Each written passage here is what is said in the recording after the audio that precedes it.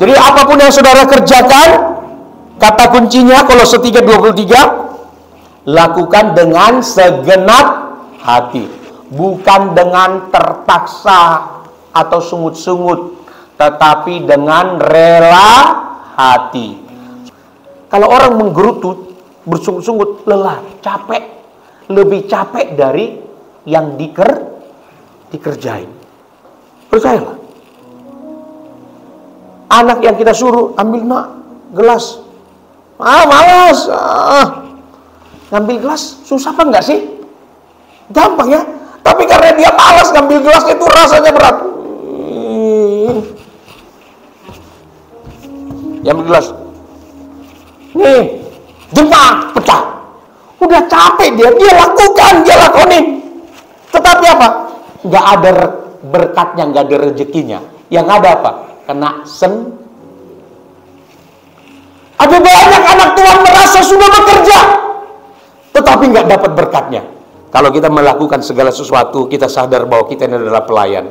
Kita lakukan pekerjaan kita dengan tulus, ikhlas. Maka yang pertama, kita tidak akan selelah daripada apa yang kita lakoni. Sebagai pelayan, kita mau mengerjakan sesuatu dengan sukacita, bukan terpaksa. Kalau terpaksa tadi apa? Rasanya berat banget. Yang kedua pasti tidak maksimal. Yang ketiga malah bisa dapat kebalikannya. Bukan rezeki yang dapat, malah ganti rugi, bukan malah dapat untung. Kalau memang bekerja sudah maksimal, tapi akhirnya rugi, kita masih merasa, ya, apa boleh buat? Kan gitu kan? Bapak Ibu Saudara, dari perikop pembacaan firman Tuhan yang kita baca, yang pertama yang kita pelajari, bahwa melayani adalah memberi diri menjadi sumber anugerah. Melayani adalah memberi diri menjadi berkat. Itu yang pertama. Kalau saudara sebagai pedagang, saudara melayani, beri dirimu menjadi berkat bagi banyak orang. Kalau kita sebagai karyawan, sebagai pekerja apapun, kita adalah pelayan yang memberikan diri sehingga menjadi berkat. Berdoalah bagi saudara yang bekerja dimanapun saudara bekerja. Berdoalah, Tuhan, aku bekerja di sini, semoga perusahaan ini semakin diberkati. Amin. Jangan sumpahin tempat engkau bekerja, yang ada kutuk nanti engkau terima. Kenapa? Dalam Kolose 3 dikatakan, sebab dari Tuhanlah kamu akan mendapat balas. Kalau bosmu di dunia tidak pintar membalasnya, maka Tuhan yang tidak kelihatan itu sangat cerdas memberikan balasannya. Amin.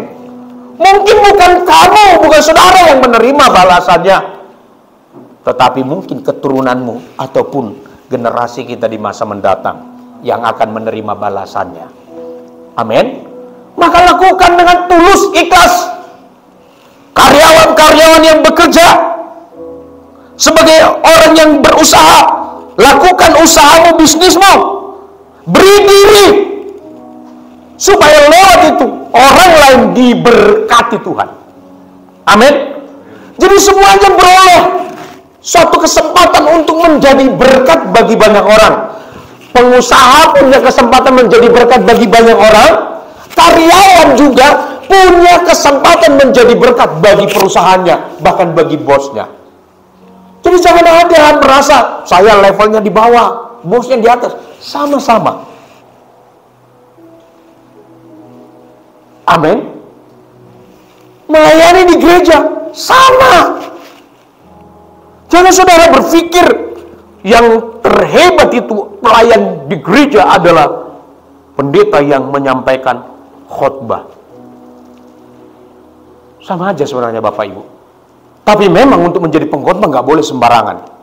Harus punya pengetahuan firman yang benar.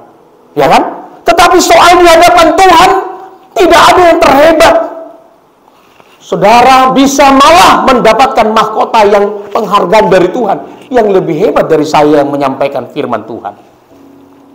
Saya pernah membaca suatu anekdot di internet saat pendeta menghadap tahta pengadilan, mau masuk ke tahta surga atau neraka. Itu pendeta itu dibacakan, sebutlah namanya, pendeta Margaret Butar-Butar, ini mahkotamu. Pendeta itu berkata, terima kasih Tuhan. Lalu kamu di samping. Maka saya berdiri samping, karena saya gembala kan, pemimpin. Dibacakan lagi, dibacakan namanya, M. Raja Guguk, itu mertua saya. Dapat mahkota lebih besar dari saya. Ini saya bilang, saya kan pengkhotbah, kok mahkota itu saya lebih besar? Tapi dalam hati, mahkota yang besar. Dibaca lagi yang lain, mahkota yang besar-besar. Maka itu pendeta protes sama malaikat, kat, mungkin ada salah perhitungan kali. Coba dibaca lagi, ditimbang lagi, neracanya dilihat timbangannya. Kenapa mahkota saya lebih kecil dari mereka?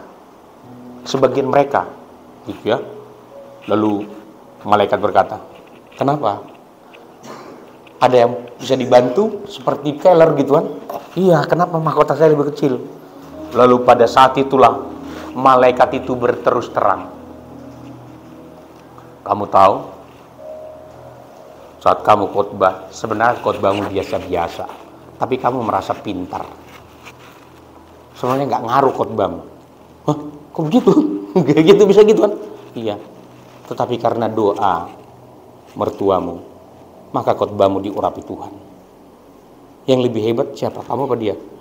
Oh iya gitu ya Tuhan ya. Akhirnya jadi gini. Betul nggak Bapak Ibu? Jadi jangan merasa, saya nggak apa-apa. Yang lebih hebat pengkhotbah, enggak. Bahkan lebih lucu lagi, ada cerita di internet saya baca. Antara pendeta dan supir Metro Mini. Supir Metro Mini mendapat penghargaan yang lebih tinggi dari pendeta.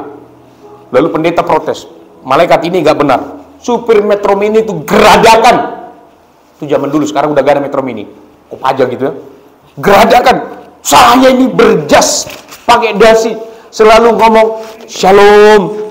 Tapi tuh supir Metro Mini, waduh ngomongnya duduk makan aja di warteg angkat kaki. Saya masih santun, malu dilihat jemaat. Saya lebih beretitut.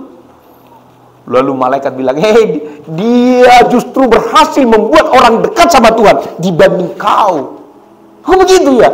Kau khotbah masih ada yang tidur jemaat ngantuk-ngantuk. Nggak menarik khotbahmu. Tetapi kalau supir Metro Mini sudah duduk di kursinya, dia pegang setir, semua orang berdoa, Tuhan tolong, Tuhan tolong, Tuhan tolong, semua gitu. Karena dia jalannya ugal-ugalan. Semua jemaat langsung spontan melekat sama Tuhan. Jadi malaikat bilang, masih lebih hebat supir Metro Mini dari kau, kata malaikat. Tapi ini nggak perlu ditiru ya Bapak Ibu ya. Kata gembala, supir Metro Mini dapat ini. Nanti kalau saya bonceng istri saya buat lari 100. Biar dia terjungkal-jungkal di belakang, dekat sama Tuhan. Bukan dekat sama Tuhan, takutnya dekat ke neraka malah. Setan, pelan-pelan. Di setan-setan akhirnya jadi ribut kan, berantem kan. Takutnya beda ya. Tidak ada yang merasa diri pelayanannya lebih besar, lebih hebat. Semua kita sama. Amin.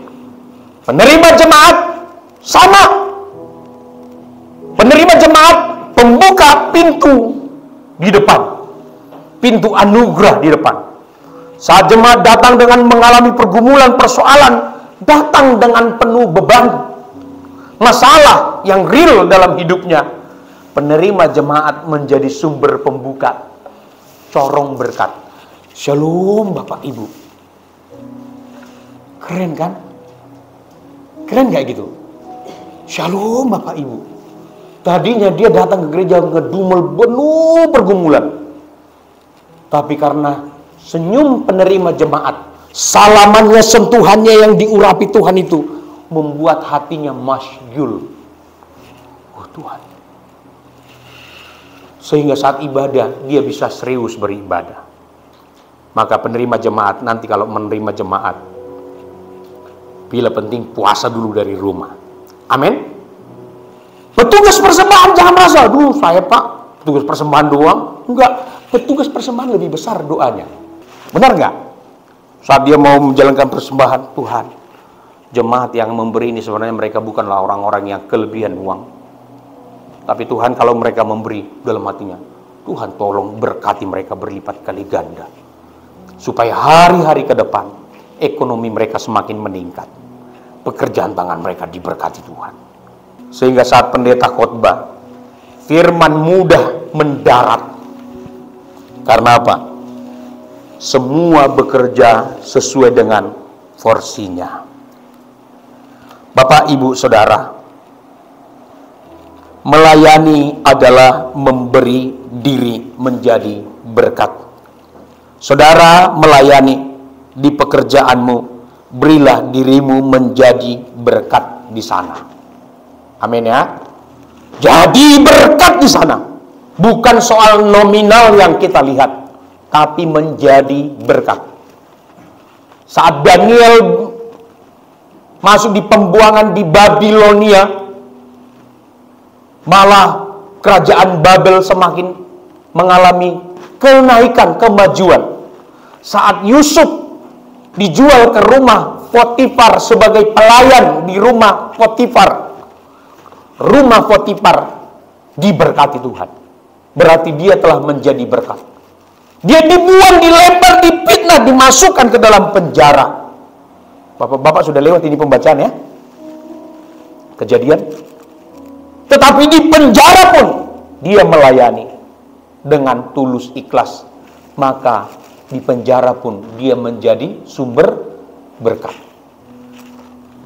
Saudara, Tuhan tempatkan di mana? Di mana tempatmu, pekerjaanmu saat ini? Disitulah upayakan terjadi kesejahteraan dan berkat turun di sana. Sebagai anak, engkau berada di rumah tangga, di keluargamu, engkau menjadi berkat di keluargamu.